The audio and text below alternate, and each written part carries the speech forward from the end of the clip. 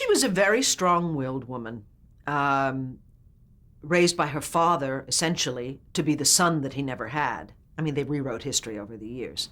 There was no question of abuse or anything like that in those days. He was devoted to Victoria. He doted on her, but he trained her to be the son he didn't have, the man, strong and headstrong and willful and very smart and a little sort of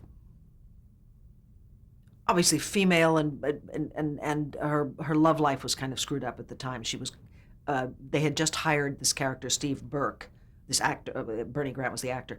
The character of Steve Burke to be the editor at the newspaper, and her father was a newspaper publisher, and I worked at the newspaper, and he was hired as editor, and we clashed constantly, but of course it was leading to a romance. And that's essentially all I knew about her for the first few days, and then I learned that she had multiple personality disorder, and there was Nikki Smith, and there was all the other fun things about her.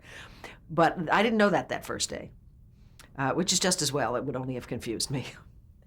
So when you, so the first storyline was with Steve and your father? It was all Steve. Actually, the first storyline was very involved with another character called Marcy Walker, who was played by Francesca James. She was Vicky's secretary.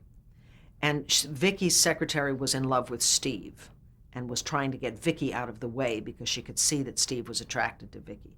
So she set up this whole thing where she was pretending to be Nikki Smith come back so that Vicky would be put away, and then she would kill Vicky.